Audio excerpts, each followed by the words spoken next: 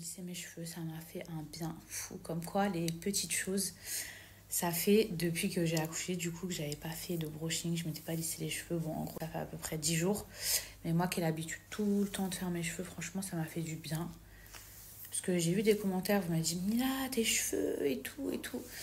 Forcément, je les avais lavés, j'ai dormi dessus et tout. Et j'avais pas du tout lissé avec le fer à lisser. Après, évidemment, les filles, hein, j'ai décoloré mes cheveux. Donc forcément, les pointes, elles sont un peu plus abîmées. Je vais pas vous dire, oh, mes cheveux. Mais j'essaye vraiment de faire attention. J'essaye de faire beaucoup de masques. J'essaye de pas dormir les cheveux, genre attachés n'importe comment. Genre, j'essaye vraiment d'en prendre soin. Mais après, encore une fois, bah voilà, il y a eu des colorations, donc ça prendra le temps que ça prendra. Bon, je sais que ça fait plusieurs jours que j'ai pas beaucoup snappé. Bon, déjà, vous imaginez bien, bah je récupère. Je récupère, j'essaie aussi de profiter. Mes parents, toute la journée, ils sont avec moi. Et en général, fin de journée, ils sortent, ils kiffent. Ils vont se balader dans Dubaï, ils vont au restaurant. Ils vont visiter, par exemple, Global Village, Dubai Miracle Garden. Enfin, ils font vraiment plein de choses. Et la journée, c'est vrai que bah, ils sont avec moi, ils profitent de Ailina et de Mani. Euh, Moi, je me remets doucement. Franchement, comme je vous avais expliqué, pour ceux qui n'ont pas suivi mes snaps, j'ai accouché il y a une semaine et un jour. Parce que forcément, je compte. Et j'ai eu le droit, enfin j'ai eu le droit. J'ai fait une deuxième césarienne. Et du coup, vous me demandez un petit peu mes retours, comment ça s'était passé et tout. Donc pour ceux qui n'étaient pas là, moi je trouve que ma deuxième césarienne, elle s'est beaucoup mieux passée. Déjà peut-être parce que je savais ce que c'était. Par contre, c'est vrai que le après, je trouve ça plus difficile parce qu'on recoue par-dessus des points. Donc c'est vrai que ça m'a fait plus mal que la première fois. Lors de ma première césarienne, bon, grâce à Dieu, j'ai pas eu d'infection et tout, mais c'est vrai que de base, en fait, on m'avait déclenché pour un accouchement dit normal par voie basse, sauf que bah, au bout de 48 heures, ça n'a pas marché. En gros, pour vous la faire courte, ça s'est jamais ouvert. Donc j'ai fini en césarienne. Et je pense que mentalement, j'étais tellement genre éprouvée, fatiguée. Il faut savoir que quand on vous déclenche, vous avez des vraies contractions, c'est-à-dire que vous avez des contractions pendant des heures et des heures et des heures.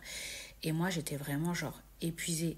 Et si j'avais su que j'allais finir en césarienne, en fait, j'aurais pas souffert avant. Vous voyez ce que je veux dire? Là, lors de ma deuxième césarienne, en gros, bah, j'ai pas eu ces 48 heures où ils ont essayé de me déclencher et tout et tout et tout. C'est une césarienne, c'est programmé, genre c'est une chirurgie. Et, euh, et je pense que c'est pour ça que je l'ai mieux vécu.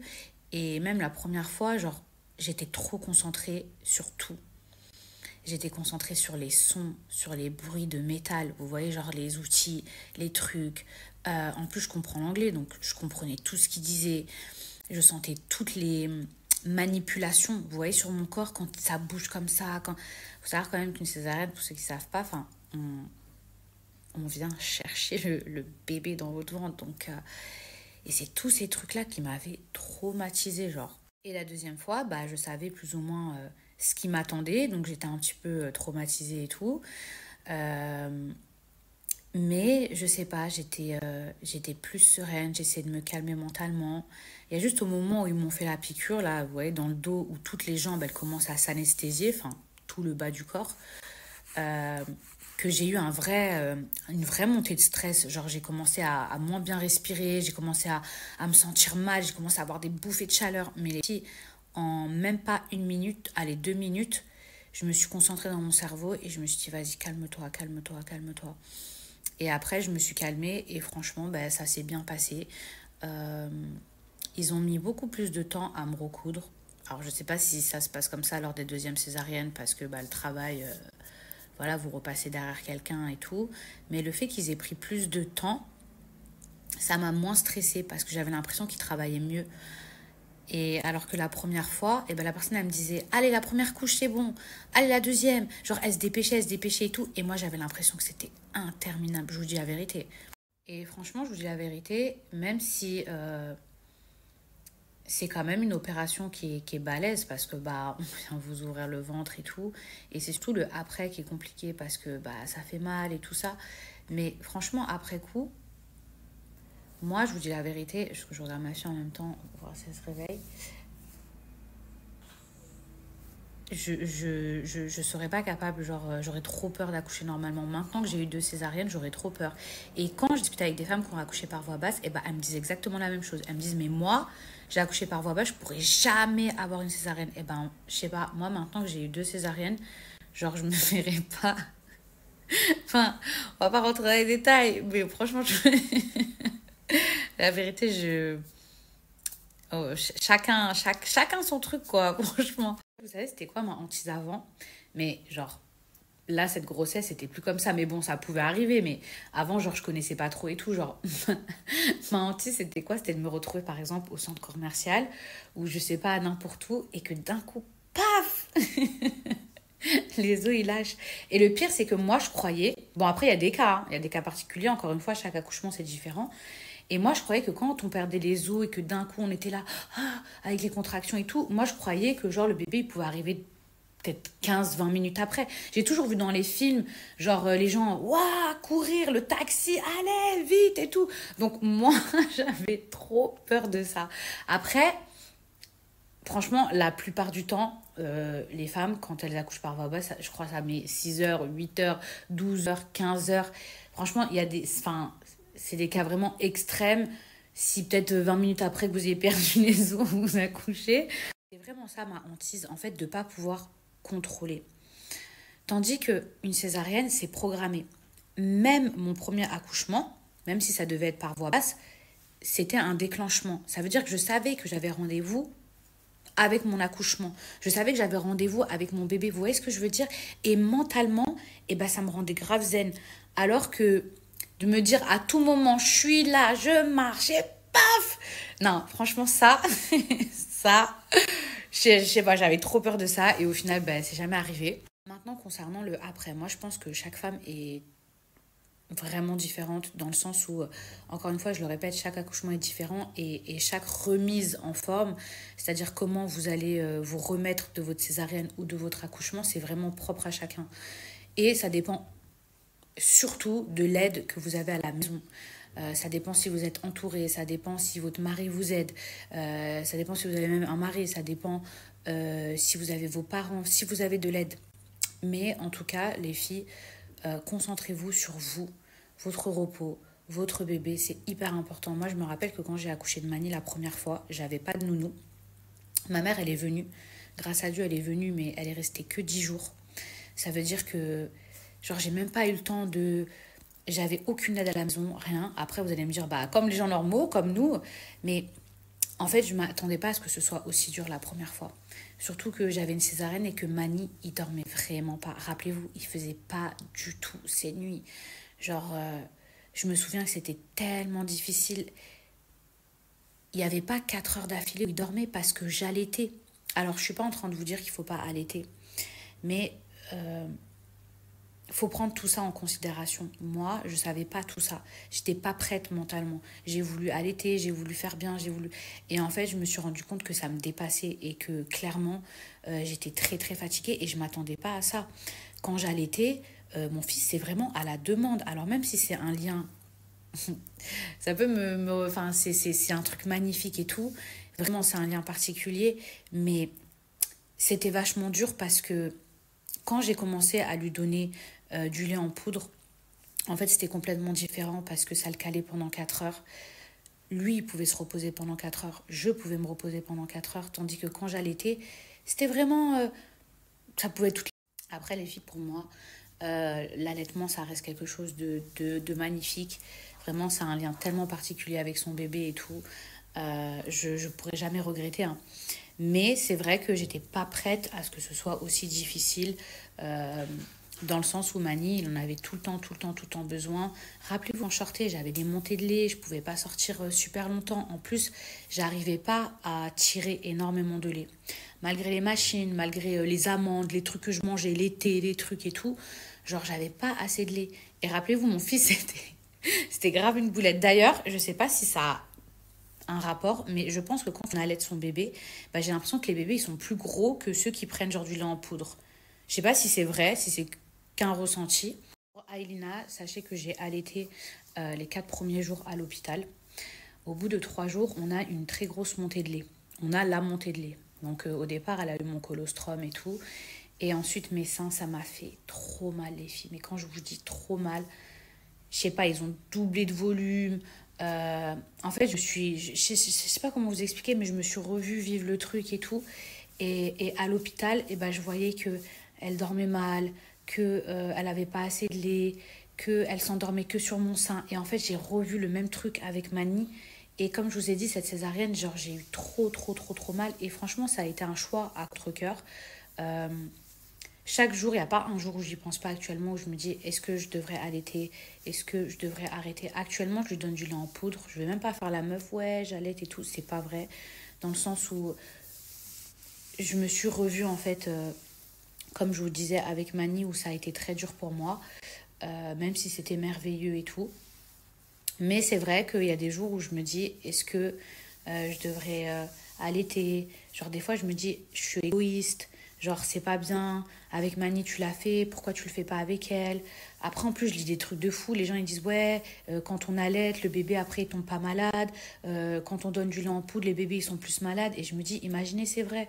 Genre, enfin, je touche du bois, mais jusqu'à présent, Mani, la vérité, allez, il a déjà eu un tout petit peu de fièvre ou des trucs comme ça, mais grâce à Dieu, je l'ai jamais emmené à l'hôpital et tout. Et des fois, je me dis, ouais, est-ce que c'est parce que je l'ai allaité et tout? Genre, je sais même pas si c'est vrai, ces rumeurs, genre. Comme par hasard, les filles, j'ai parlé d'allaitement, regardez, c'est mis à pleurer. Non, mais après, c'est vrai que, voilà, c'est propre à chacun, mais c'est des trucs auxquels je pense. Ma fille! C'est des trucs auxquels je pense beaucoup et tu vois, je me dis, est-ce que je suis une bonne maman? Est-ce que je devrais l'allaiter? Est-ce que... Mais c'est tellement petit. C'est tellement rikiki. Par contre, c'est trop chou parce que, vous voyez, sa ligne d'implantation, c'est la même que Mani bébé. La même. Il avait une implantation des cheveux en forme de cœur. Vous voyez le visage en forme de cœur? Par contre, il y a une rumeur que je voudrais qu'on arrête de dire, mais surtout qu'on arrête de croire. Les aigreurs d'estomac pendant la grossesse, c'est les cheveux du bébé qui poussent. Mais qui a inventé ça? Qui a menti de la sorte pour rassurer la femme qui souffrait? Mon fils, il est né, il avait un peu de cheveux Mani, mais vite fait. Je m'attendais à ce qu'il sorte en mode Elvis Presley. Tellement j'avais eu des aigreurs. Ma fille, pareil, elle a un peu de cheveux, mais pas beaucoup. Genre, rien à voir avec certains bébés qui naissent avec v'là les cheveux.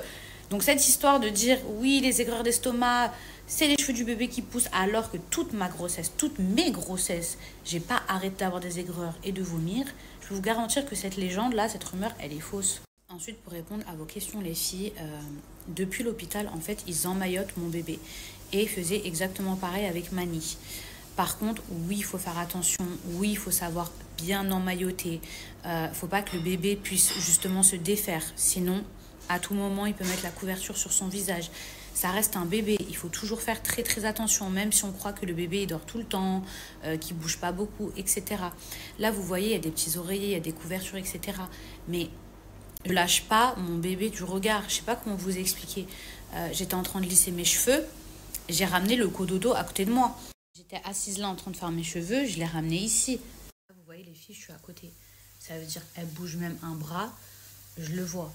Maintenant, moi c'est vrai que la nuit, je l'emmaillote, mais genre vraiment bien et en toute sécurité et c'est vraiment bien fermé.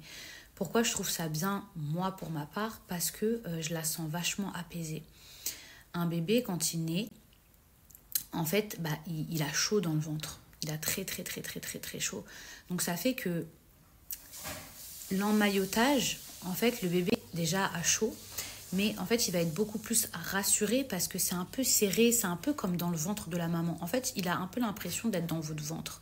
Vous voyez ce que je veux dire? Parce que dans votre ventre, le bébé, il peut pas bouger les bras comme ça, les pieds, les trucs et tout, pas du tout. À la fin de la grossesse, il n'y a plus de place.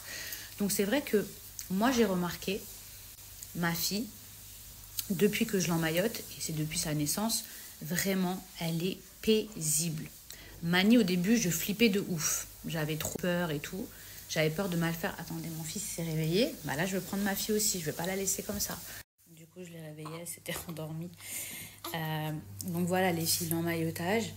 C'est vraiment fait pour que le bébé, il se sente comme dans le ventre. Voilà, qu'il soit rassuré. Et je trouve que quand moi, je le faisais avec Mani, il dormait beaucoup mieux. Donc là, j'ai pas hésité à le faire avec ma fille. Encore une fois, il faut se sentir à l'aise avec ça. Si vous savez pas emmailloter les filles, voilà, faites attention. La safety, la sécurité de votre bébé, c'est le plus important. Qu'est-ce qui se passe? Mais et alors? Mais ça fait longtemps que je leur ai pas parlé. Donc voilà, les filles, si vous savez pas emmailloter, soit vous regardez les tutos, soit vous achetez ceux qui se ferment comme ça. Au moins, il n'y a pas de risque de ça va venir, le drap, le truc et tout. Ce que je peux comprendre qui fait flipper. Moi, la première. Donc voilà, mais moi, je le fais en tout cas pour que le bébé, il se sente comme dans le ventre et qu'il est chaud et voilà. Bonjour, bonjour, c'était bien la sieste?